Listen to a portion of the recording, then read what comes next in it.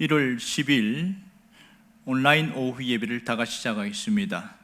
사도신경으로 우리의 신앙을 고백하겠습니다.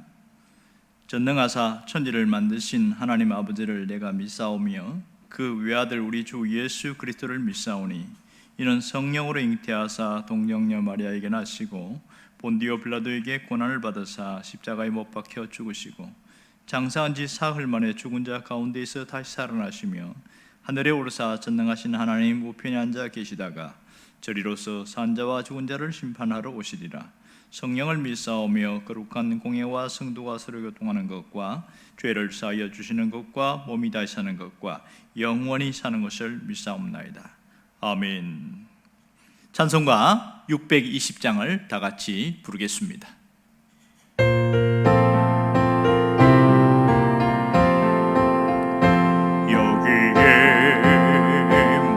우리 주의 은총 받은 자여라. 주께서 이 자리에 함께 계심을 하노라. 언제나 주님만을 찬양하며 따라가리니 시험을 당할 때도 함께 계심을 믿노라. 이 믿음 더욱 굳세라. 주가 지켜주신다. 어둠 밤에도 주의 밝은 빛 인도하여 주님이 뜻하신 일 헤아리기 어렵더라도 언제나 주 뜻 안에 내가 있음을 하노라. 사랑과 말씀들이 나를 더욱 새롭게 하니 때로는 넘어져도 최우승 일을 믿노라. 이 믿음 더욱 굳세라. 주가 지켜주신다. 어둠 밤에도 주의 밝은 빛 인도하여 주신다.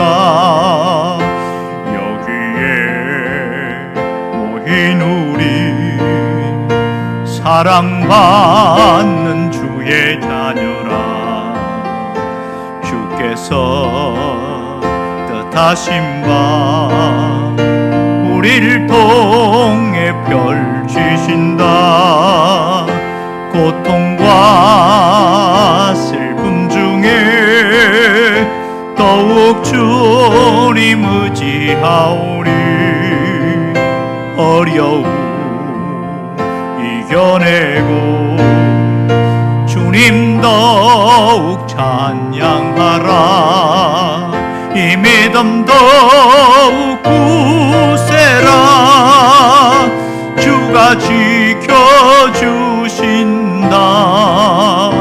어둠 밤에도 주의 밝은 빛 인도하여 주.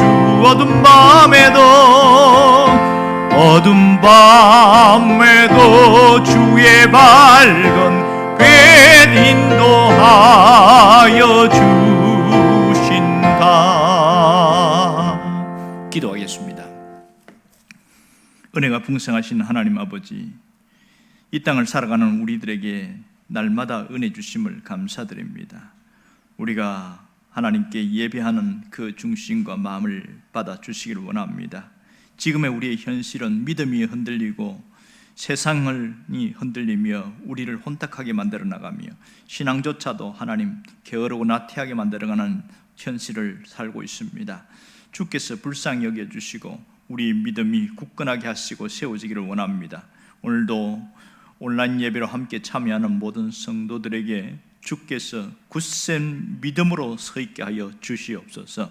새롭게 회복시키시기를 간절히 원하오며 예수님의 이름으로 기도합니다. 아멘. 하나님의 말씀은 시편 78편 23절에서 25절까지의 말씀입니다. 다 같이 함께 읽겠습니다.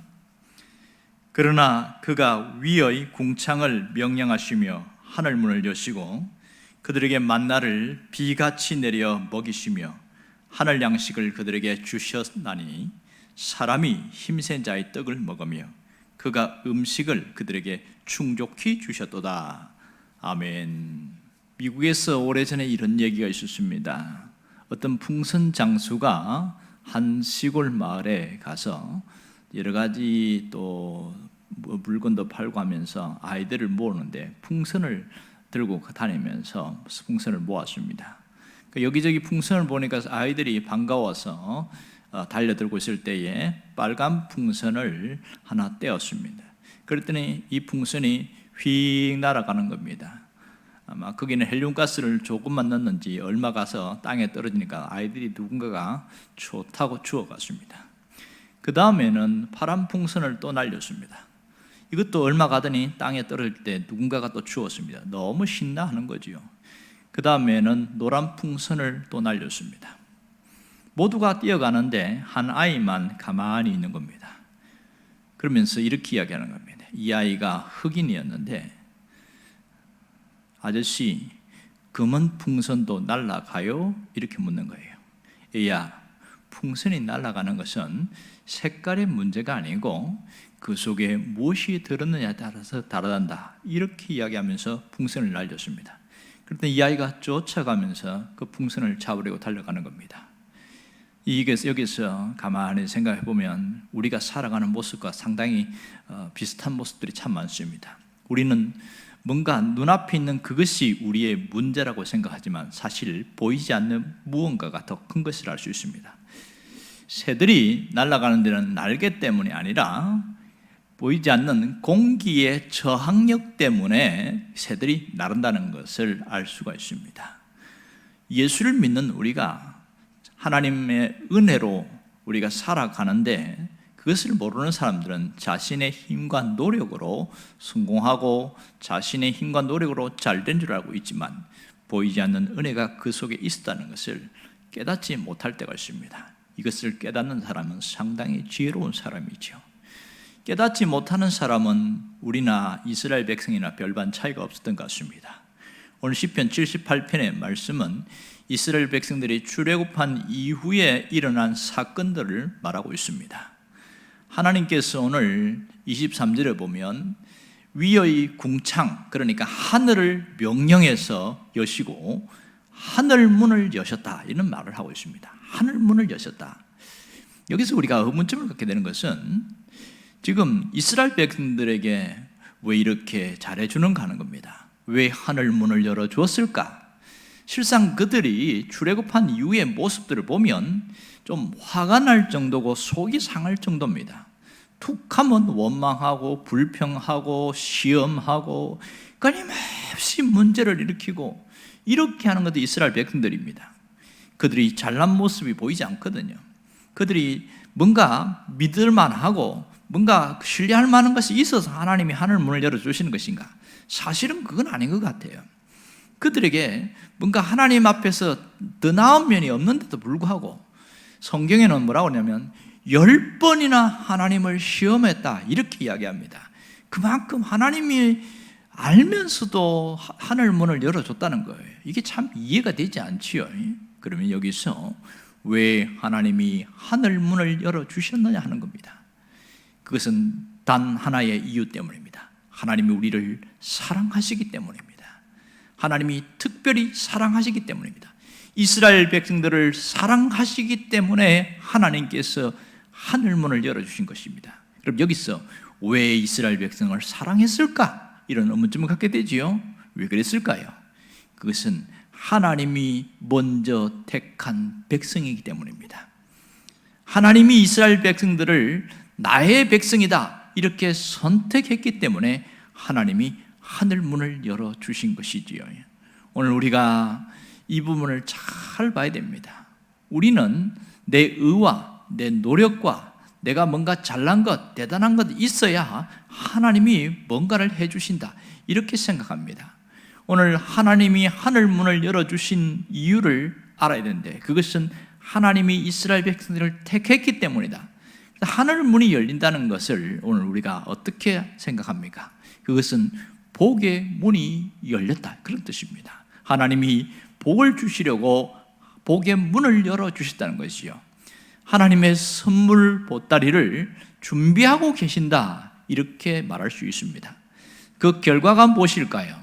그것이 만나를 내려주셨습니다. 24절에 보면 그들에게 만나를 비같이 내리시며 이랬습니다. 대단하지요. 하나님이 만나를, 매일매일 먹을 만나를 비같이 내리셨다는 거예요. 그래서 그 음식을 하늘 양식이 되게 하셨다, 이렇게 얘기를 하고 있고요. 또 하나님이 메추라기를 또 내려주셨어요. 27절에 보면 그런 얘기가 나오지요. 많은 고기를 비같이 내리시고 하늘에 나는 새를 바다 모래같이 내리셨다, 어마어마한 이야기를 하고 있는 거예요.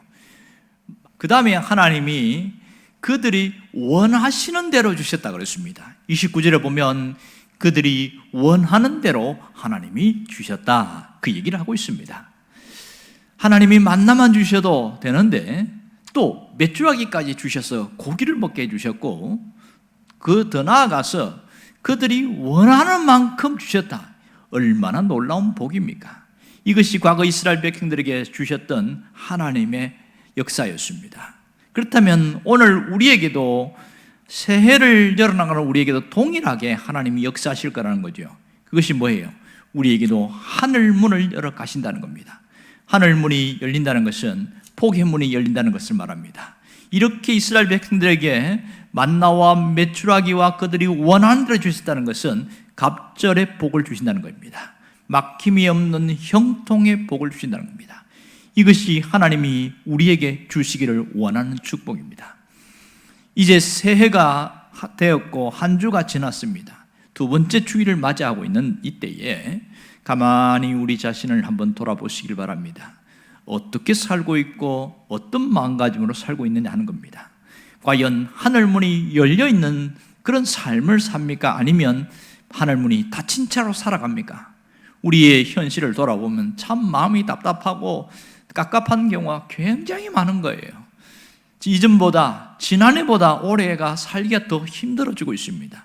코로나가 모든 것을 다 빼앗아가고 있고 숨죽이고 있고 모든 삶을 제한하고 있기 때문에 더 힘들다, 그런 얘기들이 보편적으로 나오고 있습니다.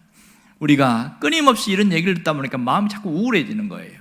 심지어 경제적 문제뿐만 아니라 몸도 아프고 상황도 나빠지고 하는 일도 안 되고, 뭐든지 하면 잘 되는 것이 아니라 뭐든지 하면 할수록 더 안 되어지는 그런 상황이 오니까 얼마나 힘든지 모릅니다. 그래서 죽을까 그런 생각을 하는 사람들이 자꾸만 많이 쏟아져 나오고 있는 것이 우리의 현실입니다.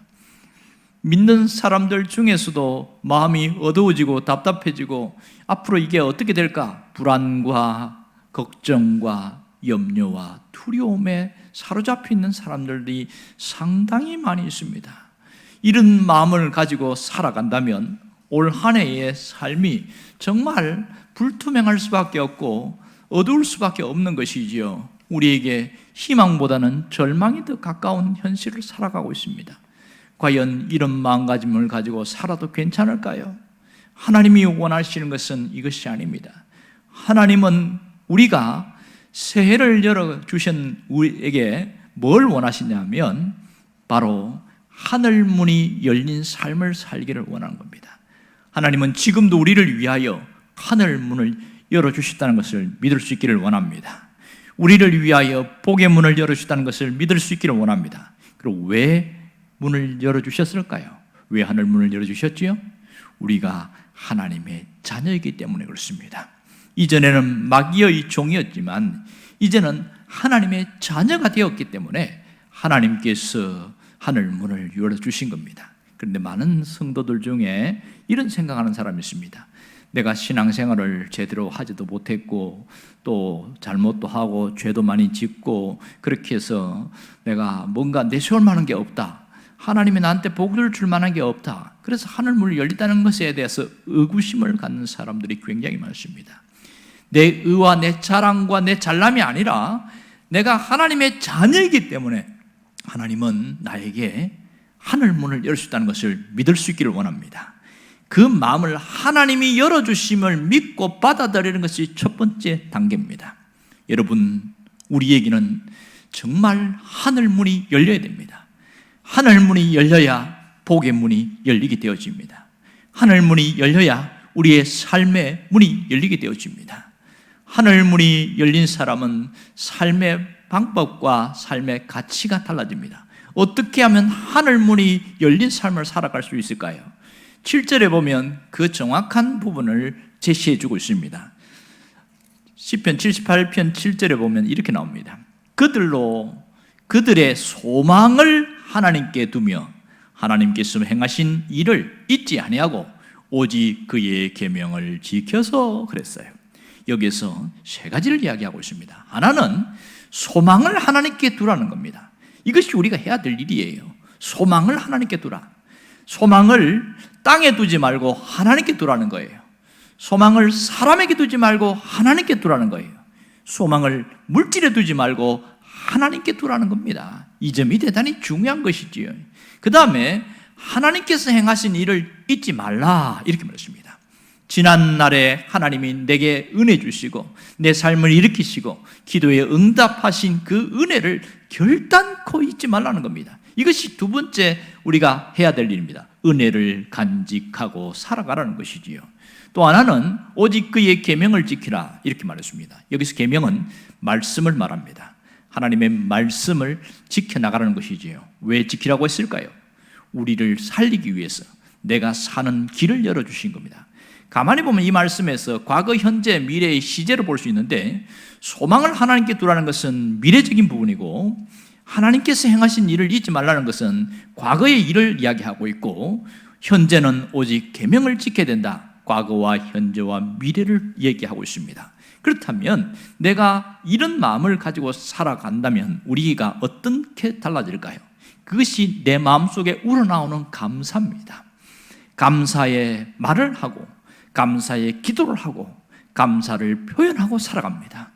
감사로 예물을 드리면서 살아갑니다. 이게 이렇게 하늘문이 열리는 자, 하늘문이 열리기를 원하는 자가 살아가는 이 삶의 모습이라고 할 수 있습니다. 놀라운 것은 하나님은 지금도 복의 문을 열어주고 계신다는 사실입니다. 나를 위하여 그 문을 닫지 않고 열고 계신다는 사실이에요. 그 말씀에 아멘하고 받아들이게 되어지면 이제는 우리의 삶이 나아집니다. 여러분, 지금 현실이 암울하고 답답하다 하더라도 짓눌리면 안 돼요. 여기서 뛰어넘을 수 있는 것은 하나님의 음성에 귀를 기울이고 하나님의 말씀에 집중하는 겁니다. 하나님이 하늘문을 열어준다는 것을 믿고 아멘하면서 그 하나님, 나에게 하늘문이 열리기를 원합니다. 그렇게 매일매일 기도하면서 현실을 뛰어넘고 이겨내고 감당해 나갈 때에 정말 하나님의 역사가 일어납니다. 가장 어려울 때 하나님의 역사를 보기가 쉽습니다. 가장 암울하고 힘들 때 하나님의 역사가 더 분명하게 나타납니다. 여기서 우리가 주의할 것 딱 한 가지 있습니다. 그게 뭔지 아세요? 믿음이 변하지 않도록 해야 됩니다. 우리가 지금 현실 상황은 믿음이 변하기 쉬운 삶을 살아가고 있습니다. 예배가 제한되고 모든 모임이나 모든 관계가 차단되어져 있습니다. 온라인 예배를 드리던 것이 처음에는 경건한 마음으로 예배를 드렸는데 언젠가부터 편하다 보니까 그 경건성이 사라지고 그냥 아무 생각 없이 앉아 있다가 그냥 생각 없이 사라지게 되어지니까 믿음이 멈춰들고 정지된 상태에 있는 경우가 많습니다. 정말 순수한 그 믿음이 약간씩 변질되어 버립니다. 세상이 달라지고 환경이 달라진다고 믿음조차 달라지면 곤란하지요. 우리 믿음은 타협의 대상이 아니고 오직 지켜야 되는 대상입니다. 믿음만큼은 변질되면 안 되거든요. 아무리 세상이 어려워도 이 믿음은 반드시 지켜야 되겠다. 그런 각오와 의지가 있어야 됩니다. 왜 하나님이 교회를 세워주셨어요? 교회를 통하여 믿음을 지킬 수 있도록 길을 열어주시고, 교회를 통해서 그 하늘문을 열어주신다는 것을 하나님이 보여주시고, 교회가 하늘문을 여는 통로로 하나님이 사용하고 계시기 때문에 그렇습니다. 오늘 우리가 간구하고 요청할 것은 하나님, 내 믿음이 무너지지 않게 해주세요. 그렇게 기도해야 되고, 내가 믿음을 지켜나가겠습니다, 그런 결단이 있어야 됩니다. 오늘 내 믿음 굳세게 지켜나가는 신앙인이 되게 해주세요. 그런 마음과 기도로 한 주간을 살아갈 수 있기를 원합니다. 기도하겠습니다. 살아계신 하나님 아버지, 우리 삶 가운데 함께 하심을 감사드립니다. 믿음이 무너지고 환경에 따라서 변질되어 나가는 현실에 끝까지 믿음 지켜나가게 하여 주옵소서. 원하옵기는 사랑하는 성도들에게 하늘문이 활짝 열리게 하여 주시고, 하나님이 주시는 복을 누리는 자로 살아가게 하여 주옵소서. 예수님의 이름으로 기도합니다. 아멘. 주기도문 하겠습니다. 하늘에 계신 우리 아버지여, 이름이 거룩히 여김을 받으시오며 나라가 임하시오며 뜻이 하늘에서 이루어진 것 같이 땅에서도 이루어지이다. 오늘 우리에게 일용할 양식을 주시옵고, 우리가 우리에게 죄 지은 자를 사하여 준 것 같이 우리 죄를 사하여 주시옵고, 우리를 시험에 들게 하지 마시옵고 다만 악에서 구하시옵소서. 나라와 권세와 영광이 아버지께 영원히 있사옵나이다. 아멘.